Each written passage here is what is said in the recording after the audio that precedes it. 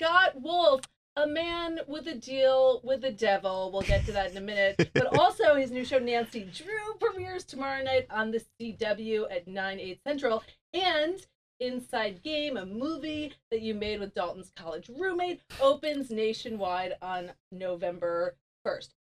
Can we talk about your deal with the devil first? It's like you and Paul Rudd, you guys were like playing poker with the devil, and you were like, hey, what happened? And like, you guys don't know. It's really getting strange. It's weird. It's upsetting to people at this point. To everyone else, not to you. I'm aware. I'm aware. Are you like looking in the mirror and you're like, damn, I still look good. You know, I don't know if it's damn I look good, but it's like, whoa, why is my face ignoring time somehow? But I don't understand it any more than you do. Mm-hmm. I'm grateful. It could have gone the other way. I could look 89. Yeah, exactly. Yes, I don't complain about it. But my wife would tell you, because I'm like, geez, it's weird. She's like, it's not that weird. You're aging. Relax. But yeah, I feel like, look, I'm playing the dad now. So time is having an impact. At least in casting. At least as far as casting is concerned. But yeah, it's weird because thinking, we just celebrated 25 years. I say celebrated like we had a big party. Since Party 5, the first show I did premiered, which is that's a quarter of a century, yo. Yes. That's a long time. Crazy. Bailey forever. Thank you. Sure. Yeah, I got you. I need to get that tattooed I was somewhere. always, Bailey over Charlie. T. Bailey, yes. Oh. I felt that I could. You knew. I feel like you knew. You walked in. All right, let's talk about Nancy Drew playing the dad. Yes. No longer the kid.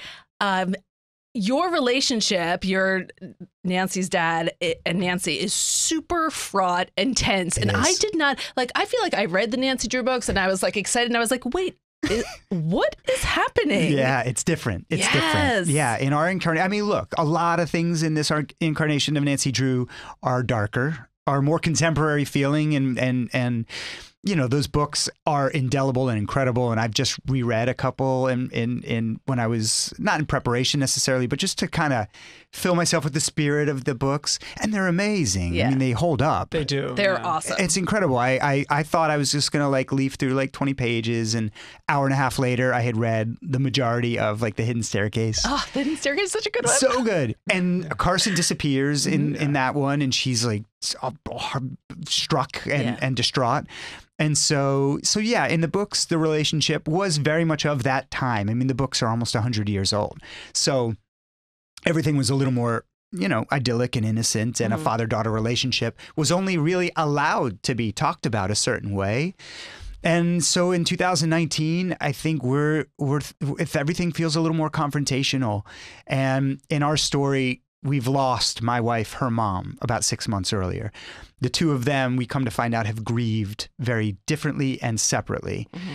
And so this chasm has grown between them. And there's a lot of tension and anger and upset, a lot of which plays into where our story winds up unfolding throughout the course of this first season.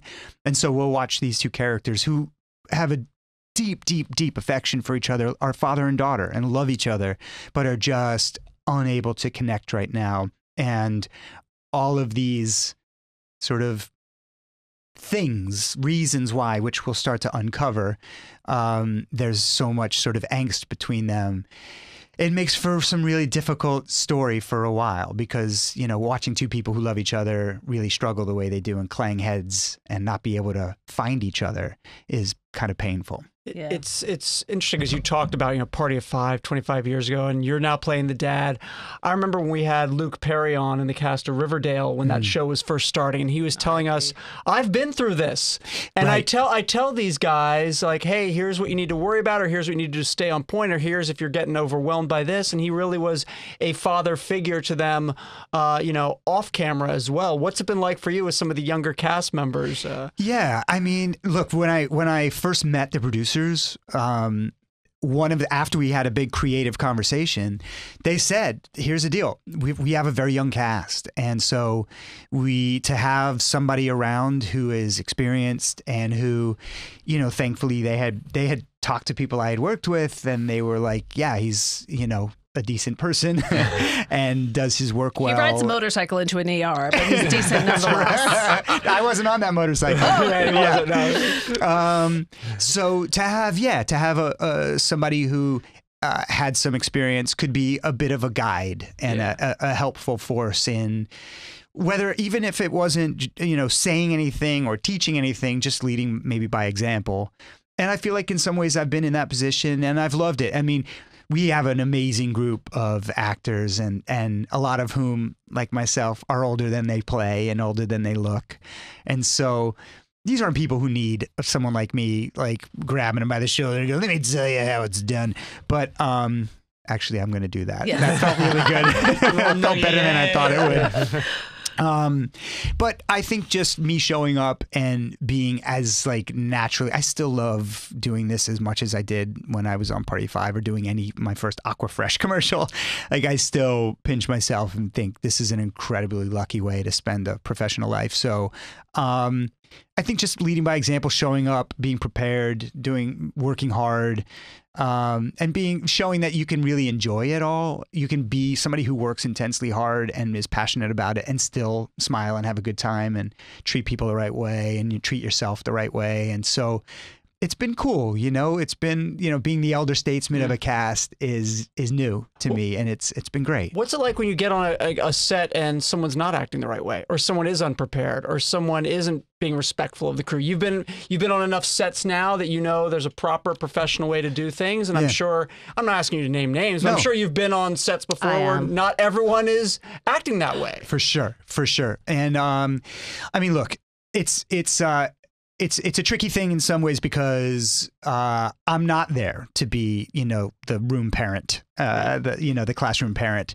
I'm there to do my job and to I think lead by example probably more than anything. There are definitely moments where, without getting specific, forget about an actor or somebody not showing up and being respectful, but even just the process being somebody not putting as much thought into something or making, something a little harder on an actor than they maybe could. And I don't hesitate from speaking up and going, hey, actually, let's do this. And so wanting to lead by example that way where, there are things that can happen throughout the course of a shooting day where even very talented crew people can take shortcuts or do things that just make it an actor's job a little bit harder. And I've just always advocated for speaking out if something is in my way or if something that could be helpful isn't happening. And I've just wanted to make sure that the rest of our group, they don't have as much experience, they haven't been around as long, they might not know that that's even available to them to advocate for something that they need. And so, especially for Kennedy, who's playing Nancy Drew. She's excellent. She is excellent. She is equally excellent as a human being and is working a ton, and so I feel like I've very much, I feel very protective of her on and off camera. I mean, the playing her dad kind of spills over, and but yeah, I think, I mean, look, I can even say there was one instance where I heard about a certain actor doing a certain kind of thing, and I almost just felt like I'd be curious to see if they showed up and did that with me working with them, not because I'm some heavy, but just because it means something to go, I don't know that I can or should try and get away with it with this guy. Right. And so if that rubs off or becomes part of the culture of how we're doing what we're doing up there, then great. Absolutely. Have any of them seen your previous work? I don't know. We so haven't you're not like, done. Do you know who I am? Yeah, no. And we haven't done the Scott Wolf retrospective at my apartment yet, which is coming. Get comfortable. Saved by the Bell gonna be in there? Oh, baby, Saved by the Bell will be in there. Yeah, I feel like all their moms are like definitely at the very least saw Party of Five nonstop. I believe. Yeah, I think they know of me. Yeah, but that's what's kind of funny too about this. The audience that's going to be the target audience for Nancy Drew are people who maybe weren't even alive when Party of Five was on the air. It's crazy. So old. I know, we're very, very old. But I think even if they haven't seen something I've done, I think they've heard enough to know I've at least been doing this a while. Right. And so I think that inherently comes with a sense of, and for Kennedy, she's been amazing. And we have had opportunity to have conversations like Luke was telling you he had with that group. Yeah. And I have had specific moments where someone's asked me advice on something, or I've felt like this makes sense for me to chip in here. And this moment right now is kind of cool because it's obviously this launching point. It's still this little baby secret that only is ours. And as of tomorrow, it'll be the world's. And so I think everybody is kind of hunkered down together to just feel proud of what we've been building so far, be hopeful that it's received well by an audience and that we get to keep going. But I think the one thing I've tried to tell Kennedy and the rest of the group too is I really feel like it's funny because I said to them, I believe that you can really enjoy every part of this process. And it doesn't mean it's going to fundamentally change who you are or your commitment to the process of doing your acting work. Even the publicity stuff and Comic-Con, which we did the other day, like have a ball with it. You don't have to, I don't know. You don't have to ... anything. It can just be what you want it to be. And I found myself saying like, I believe you can do that. And then I was like, I'm going to go back. I know you can do that because I've done it. Yeah. And I'm doing it now. And so it feels like we've got a really appreciative, respectful group who understands how lucky they are to be on something that feels like it's good and that it might matter to an audience. Yeah. And so, yeah, it's fun. Did you and Kennedy meet beforehand, or did you like test together or anything? Because the father-daughter chemistry is there. And like you said, they're in this really tough place, but you get the sense that there's not just, a history with love, obviously, but a history with just like, there's stuff.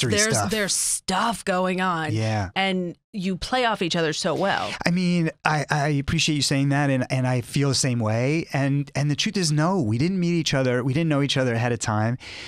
And we didn't actually like work on any part of it. And thankfully, she says that I sort of remind her of her dad. Did you cry a little when she said that? I did. Yeah. And it really did. I'm a softie. But thankfully, there was just this like layers and layers of just understanding between us as people, as human beings, and as characters. And so what I loved about it was two things. First of all, you never know what you're going to get. You're two human beings and two artists, and you just don't know how it's going to feel. And maybe you get into the room with a person and you're like, okay, we have to manufacture all of it. And so let's get to work and let's have conversations about like, who is your character and who is my character and what things have happened to them and how did that make you feel and what did that probably mean? And somehow it was as if the universe just kind of like backed up these dump trucks of life and history and emotion and understanding. And we just like knew it, just looking at each other. And now we just get to play. And play means sometimes be really, really cruel to each other within the confines of this story. And the way that you can only really sometimes be that way with the people you love most. Yeah. And so in the middle of this big, spooky, fun, adventurous show, you have this really, I believe, authentic feeling father-daughter relationship that needs a lot of work and has two kind of willing participants in terms of trying to heal it. Mm-hmm. But it's going to be a minute. How, in the first episode, obviously there is something big happens that Nancy starts to investigate and everything. Is it going to be like we're not going to find out the true story what happened till the end of the season, or are we going to find out sooner? Okay, so there's lots of finding outs. Right. But then there's also new mysterious things that arrive and people and situations and avenues of something that she might have been running down that all of a sudden this discovery means, oh, there's a whole new set of unknowns. Mm-hmm. And so there's discovery all the time. And so that like kind of satisfying, like, ooh, Nancy found it, will be given to you every episode and throughout each episode. But there are definitely overarching mysteries and things that she's trying to sort of suss out that are deeply important to this place we live in, who all of these characters are, in the most profound ways. Those things are going to take time to really uncover. But there's plenty of little Easter eggs and solvables between here and there. Yes. We're talking with Scott Wolf. Nancy Drew premieres tomorrow night on the CW. And as I was on my way into the studio today, I looked over and there was a big bus next to me. And I saw my buddy Eric Mabius on the bus in a giant ad for Inside Game. Oh, that's so great. Right there, which you're starring in. Very different role for you. Yeah. You're doing a lot of bad things. In this movie, it's about the Tim Donaghy NBA ref scandal, betting scandal that happened a few years back. Tell me about taking on a very different role, very different accent. Yes. Yes. Different jewelry. Yes. A lot of things happening. Yeah. I mean, it was one of the best experiences I've ever had. I was more excited about it than anything I've been involved in a long time. I feel like I'm very lucky to have worked on tons of stuff that I have loved and been able to immerse myself in and been proud of, TV shows and movies and different things. There was something about this character and this story that felt like a huge part of how I grew up and who I am that I've just never been given the chance to explore on camera and within the storytelling framework. And so my buddy, a guy I've known a long time, Randall Batinkoff, directed it. And he sent it to me and he called me and he was like, listen, I'm probably the only guy in the entirety of this industry who knows that you're the only person who should play this part. And I believe he was right. And I feel like everything about so much about who he was in terms of his belief system was not how I live day to day, right? I mean, this is a guy who is very fluid in his fidelity. Yep.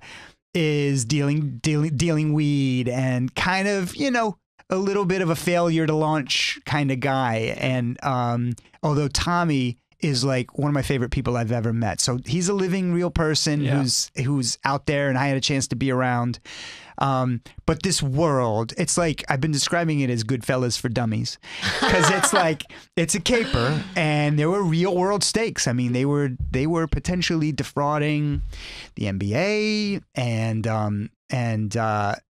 and basically this referee, this big time bookie and their buddy Tommy, hatched this plan to gamble a lot of money on NBA games with some form of assistance from Tim, who was an actual mainstay in the NBA, a big-time NBA ref. To this day, Tim says he never made a bad call on the court. He says there were other things that he was able to provide that gave their group an advantage in terms of winning bets. But I think he was like, I don't even know, it was like 78% or something. Like he was very successful in how he said games were going to go. And in the end, you know, it winds up really being a story about friendship, about loyalty, about taking a big swing in the world when maybe the world tells you can't. And so they, you know, these are guys who do a bunch of questionable things, but I think that their hearts were in the right place, at least as far as I'm concerned. It all goes bad, obviously, as we know from the story. But I hear what you're saying. I just think the timing for this movie is perfect with the proliferation of now legal gambling. That's right. I mean, all these sports. I mean, in New Jersey and all these other states now where you can bet legally. That's right. And now this is all done sort of in whispers and under, you know, with paper bags and all this stuff. It's fascinating. Yeah, which is what happens in the movie. It's all money being, you know, secreted around and taped to bodies and in paper bags. And it was one of those serendipitous things where I was standing outside this pizzeria in Hoboken, New Jersey, about to shoot the very first shot for the movie. And I was standing there and I got my diamond studs on and my hair slicked back and I'm all Tommy Martino'd out. And the producer runs over and he holds his phone up in front of my face. And it says, Supreme Court just ruled in favor of legalizing sports gambling in New York State. So it literally happened right in that moment we were about to begin. And there was something really charmed about the production. I'm really proud of it. I feel like it reminded me in many ways of what I love most about being an actor. it just felt like a big, fun, creative swing. It took me back to being, a kid in my house with my brothers, like, doing scenes from The Godfather together. Oh, what'd you play in The Godfather? I was usually Sonny. Sorry, man. Yeah, Sorry. Yeah, because I wasn't as tough in my real life, and I tried. Yeah, no, Toll booths. Yeah, the toll. I never allowed my brothers to do the toll booth scene. I would hope not. Yeah. But yeah, it was. I'm really proud of it. I'm excited for people. I hope people go see it and dig it, because it was a blast to make and a really cool story to tell. Did you want to meet Tommy? Yeah, I did. I didn't feel like I would feel this overwhelming pressure to mimic him. Right. Because my sense of, playing real life characters, especially, there wasn't this pressure of the world being familiar with him. Yeah. Where all of a sudden they're like, oh, the mannerisms really have to kind of be aligned. So I was very strongly informed by who Tommy was, by his spirit, and his point of view on everything went down. Seemed like a good idea at the time. I think would be on the back of the T-shirt that they'd have printed, and they all went to spoiler alert, it went very bad. Oh yeah. And Tommy's got a book coming out now about his story and about the price he paid on the back end of it all. Yeah, really just a blast to be inside a story like that, and the trajectory of how fun it all seemed and how easy it all seemed, and how it was just like three buddies just back in the saddle, like three high school guys just doing this new fun thing, and seeing that roller coaster come crashing down the other side is tragic but fun and funny along the way. It's a good time. Where were you when you found out that Chris Kaiser and Amy Littman were doing another Party of Five? Yeah, that is like my own personal D-Day. Where was I? No, it was, I don't remember where I was, but I do remember, I can tell you where I was. I was actually hosting the Today Show with Hoda. Copy. Breaking news. I was like, what? I was like, I got a job. And then I found out it wasn't going to be an actual reboot with any of the real cast. It was a complete reimagining. And yeah, I feel like it was a little bit of a mixed bag, just because we had, put that in its beautiful little time capsule and buried it. And people are still so fond of what it was. And even people have found it on streaming platforms and watched it. And I have people talking about how they watch the show with their kids now. They grew up with it. They're watching it with their kids. So it's always held such a special place in my life that to hear it was being sort of redone in this whole other way, but that the name obviously was still being used. And, more than anything, I was just like, I hope it's great, because, the last thing I want to do is hear like, that show Party of Five sucks. Be like, wait! Not my Party of Five. Are you going to cameo? I feel like is there a world where Bailey could show up? I've got a phone. If anyone's listening, I'm firmly rooting for them all. Yeah. I feel like I love Chris and Amy. I feel like they're really great writers. They clearly, this theme is something that I think has defined them creatively in so many ways, so that this new version, which is basically about a family of kids whose parents get deported, and the sort of through line thematically is group of kids don't have their parents around anymore. In our case, obviously their parents had been killed. In their case, they've been taken from them. But I'm rooting for them. I'll be watching, and I hope. And there's some stuff. There's talk about like Nancy Drew. There's these Easter eggs from the book series. So fans of the books will see tableaus that are from book covers. They'll see they're all character names and names of things and places. And I watched the trailer for the new Party of Five show, and there's a shot. It must have been intentional, and I think it's of the two siblings that would have been aligned with myself and Nev's character, Bailey and Julia.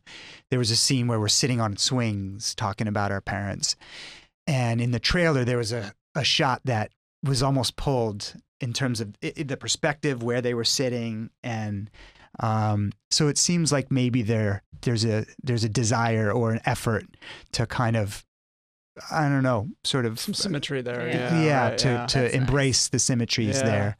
But I hope Party of Five stays a name that we're all incredibly proud of. I'm sure it will. Scott Wolf, thank you so much for joining us. Nancy Drew premieres on the CW tomorrow at 9/8 Central, and Inside Game opens nationwide on November 1st. Thank you so much for being here. Thank you Thanks, guys Scott. so much. I love talking with you.